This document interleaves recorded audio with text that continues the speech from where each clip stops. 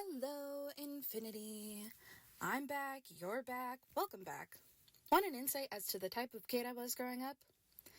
Behold, one of my favorite books growing up.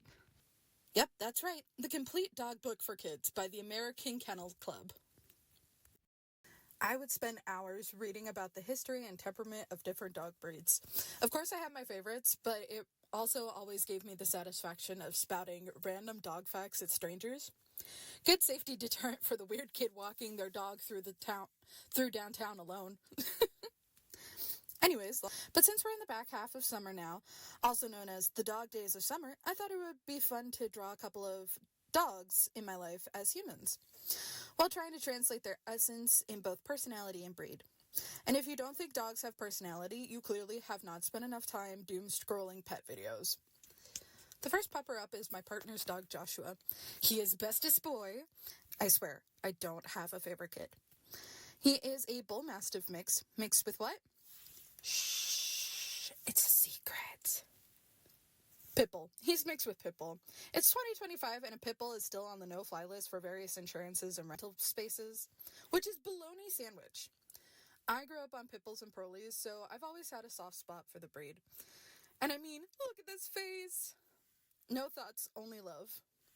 As for his human form, I wanted him to be chonky and a little short, but with a bigger head. 80-pound dog, 70-pound head.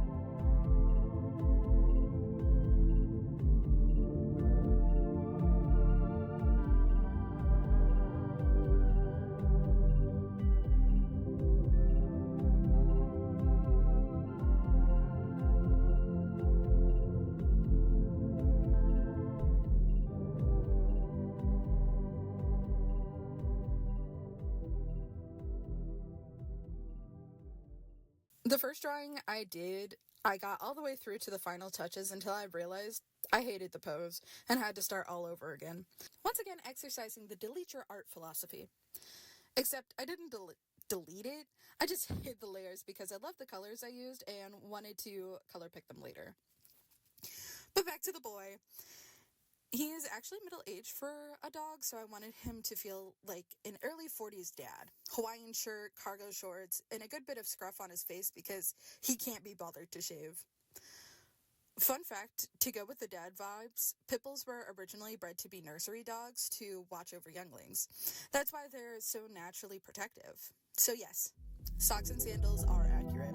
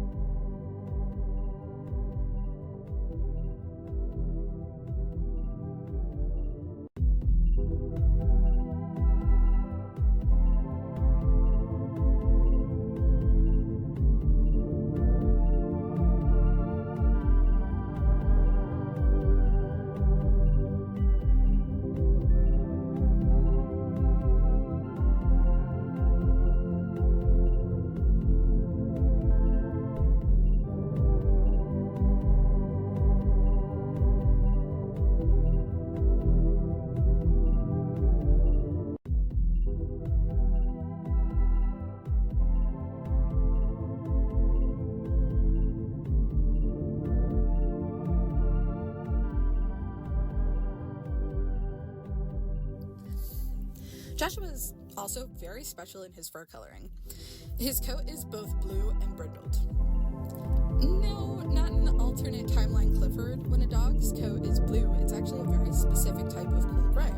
The term brindled comes from the fact that he's not solidly blue, but rather speckled with whites, browns, and grays. So in the dog world, he is very rare and a very pretty boy.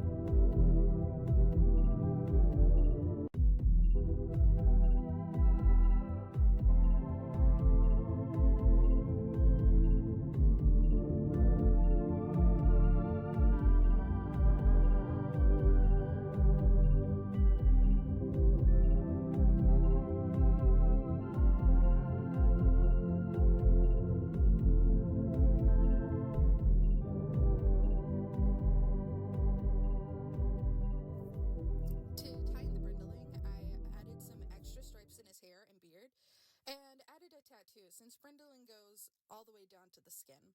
Also, leaning slightly into the misunderstood vibes of pit bulls in general.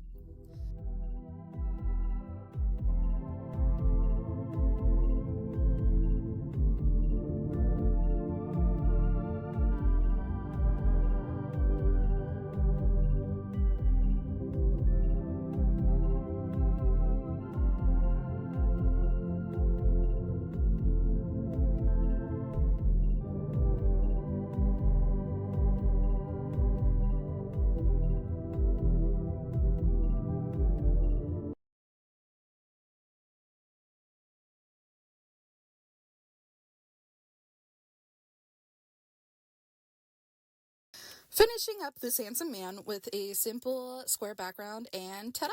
He's ready for the family picnic.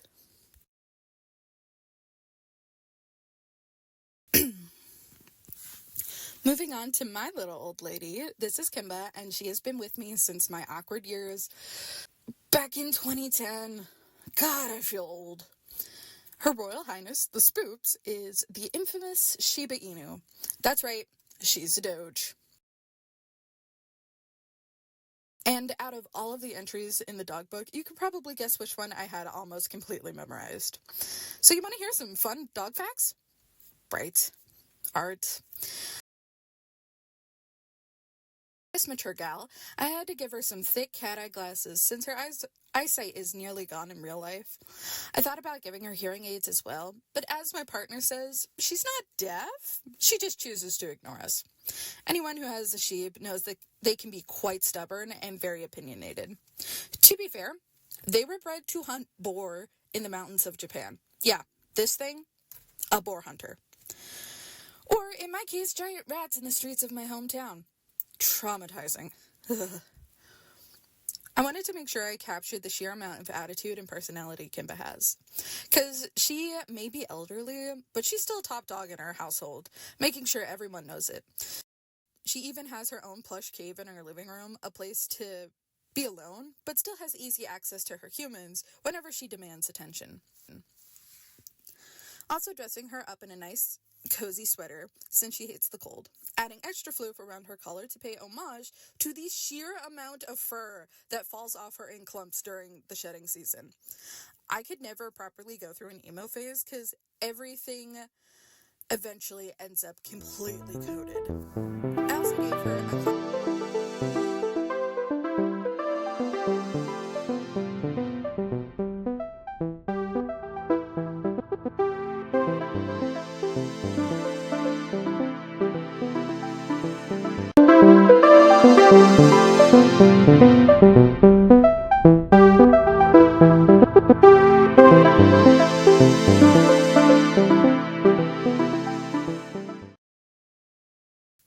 also gave her a classic tennis ball cane for when she's pretending she can't walk, even though she does her stairs just fine to taunt her brother.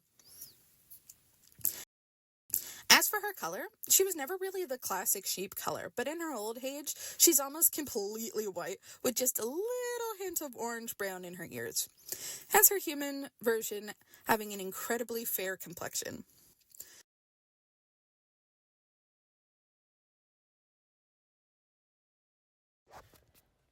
You know what? Since it is my favorite page in the entire book, allow me to read you the Shiba Inu page from the Complete Dog Book for Kids by the American Kennel Club. Seen today throughout Japan, the Shiba Inu is a favorite Japanese companion dog. Shiba means brushwood in Japanese. Inu means dog. The Shiba begins his history in the rugged mountains of Japan, where he was valued as a bold, alert, and athletic hunter, able to scramble up steep slopes and handle the terrain. His tough opponents included wild boars. The Shiba was brought to the United States in 1954 by an American family that lived in Japan and knew firsthand the loving qualities of this steady companion. His popularity continues to rise. Spirited as he is outside, the Shiba is a tidy dog indoors. He often washes his face with his paws like a cat. Fun fact, Kimba does this too. It's absolutely adorable. Sometimes he jumps high in the air trying to catch birds. Coloring and markings give the Shiba his foxy look. He can be red sesame, or black and tan. His deep, plush, double coat needs brushing several times a week. Even more than that, you will get a second dog as you brush him. I swear to God, so much fur. He sheds every few months. Thus concludes my dramatic reading of the Shiba Inu. Thank you, and enjoy the rest of your program.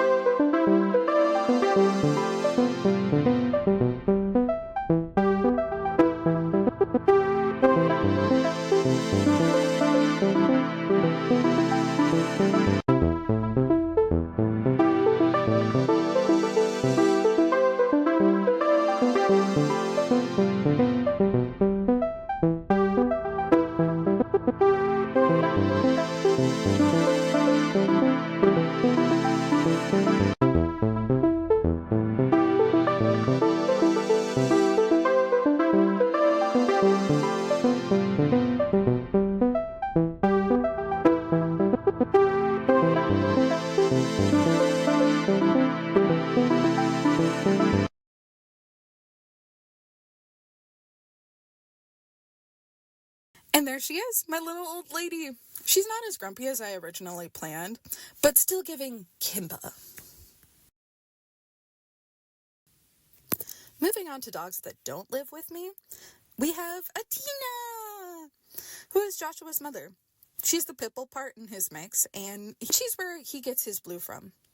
Athena is just the sweetest little lady I've ever met, and she just looks up with you with the biggest eyes.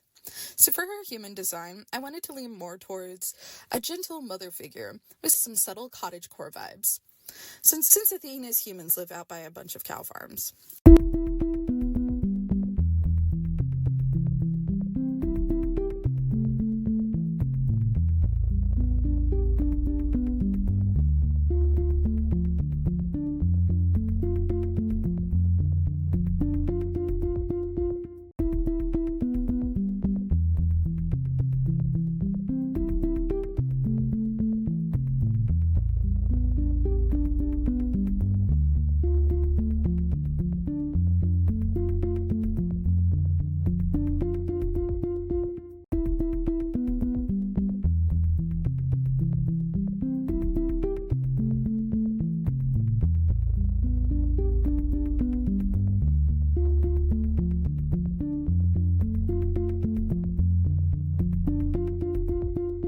The complete book of dogs doesn't even include pit bulls. It's not in there. I tried. There's not a single entry in this book for pit bulls. Granted, it might be a little outdated since it is a very old book. How am I supposed to amaze the masses with cool, fun dog facts if there's not an entry for pit bulls in the book that I'm referencing? Ah!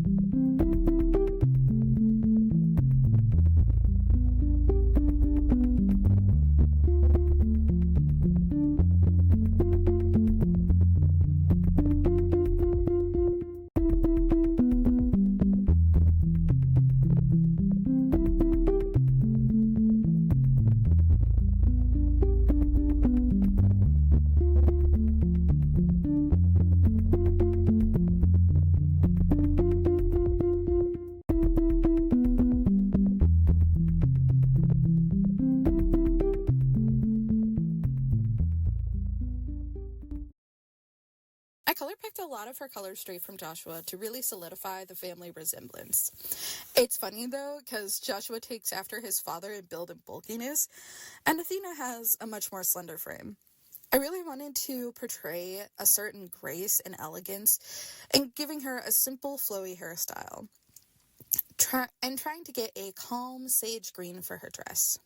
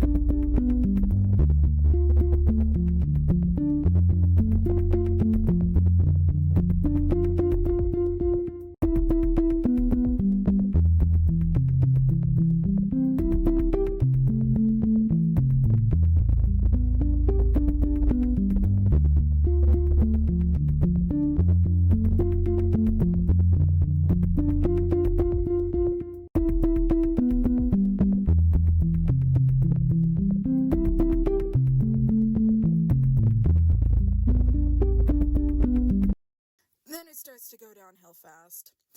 Somewhere in the shadow and lighting process, I just start to lose it. Like Mother Like Son, I wasn't crazy about how this piece turned out either, but I really didn't have an idea on how to fix it, nor did I have the motivation to fix it.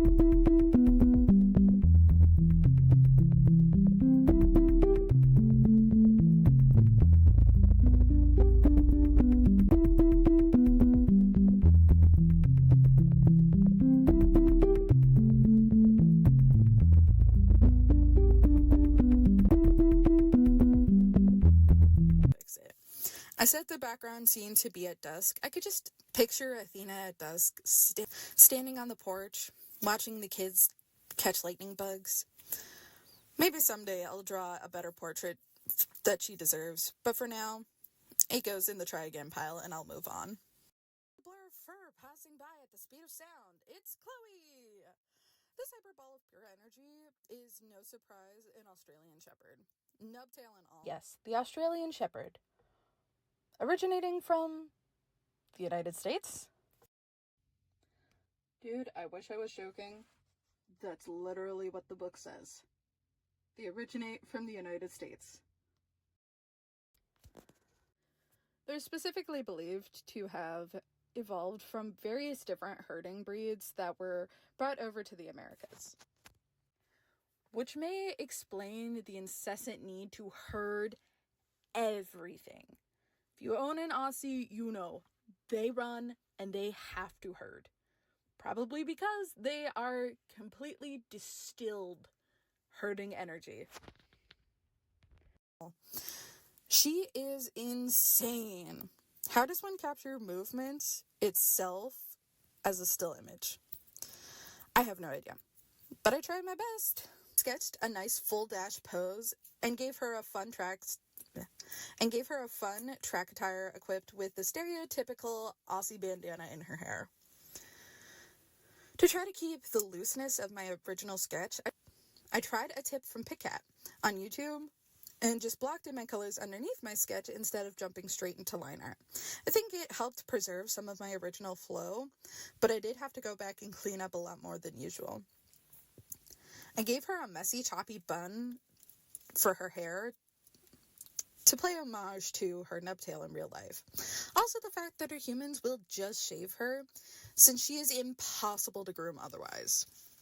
As for her outfit, I picked out incredibly bright and obnoxious highlighter greenish yellow and tried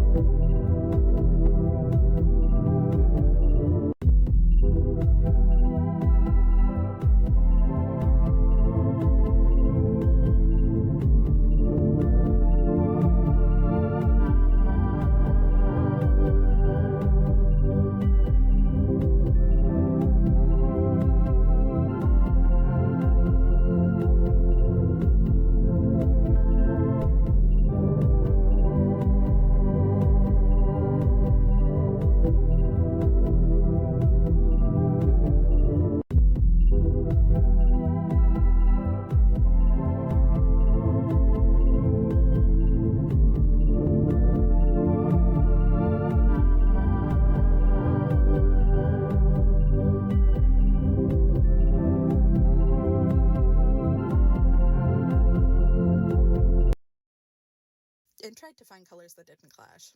I was going for 80s exercise tracksuits with a modern twist.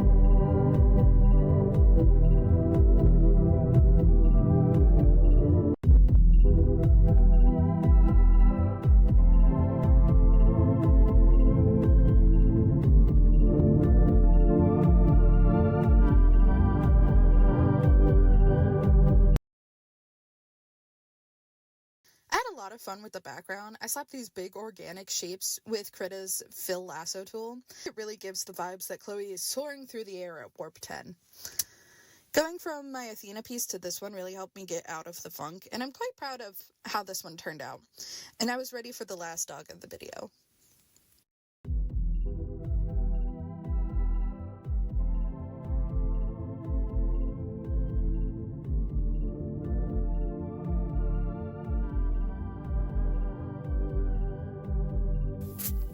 Pandora, named after the Greek legend, opener of the box of terrors and woes, releasing horrors into the world. This dog is a Karen, through and through. She is loud and obnoxious and all up in your business, and heaven forbids you don't give her food an hour before she's scheduled to be fed. And what kind of dog is she? Well, that's kind of a long story. So my mom is very much a cat person, did not want a dog. But after a while, she agreed to let my stepdad get a dog, but only if he got her a German Shepherd. If she had to pick a breed, German Shepherds were her favorite. So my stepdad scours the internet, but German Shepherds, specifically purebred, get pretty pricey. But then he finds a listing for German Shepherd Labrador puppies and shows my mother a picture of what looks like mostly a German Shepherd with a tiny hint of lab. So she agrees. And so he goes to pick up a new pup. When he comes back, what he's holding is not what they agreed on. He's holding what looks like a purebred black lab through and through. So we say Pandora's a German Shepherd lab mix, but the shepherd part was left behind. Hence how she got her name. As for her character design, this was my easiest one. I just drew her as a Karen.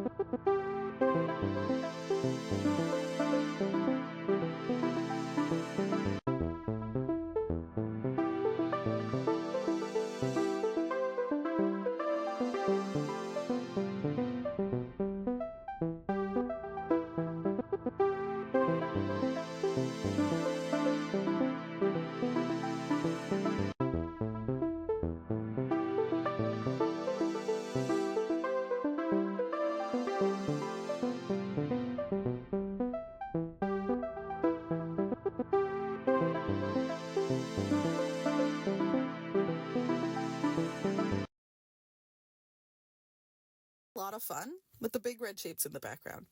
Playing around to get the perfect spiky red shouty shapes was so much fun.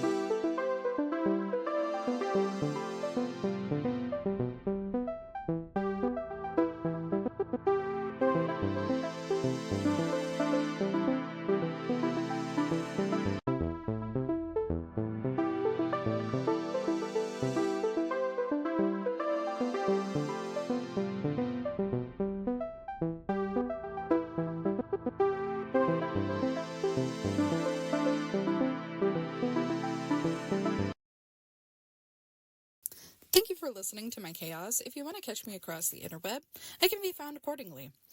Why not try drawing your pets as humans and tag me? I'd love to see them. Or just give them extra lovings from me. Okay, bye.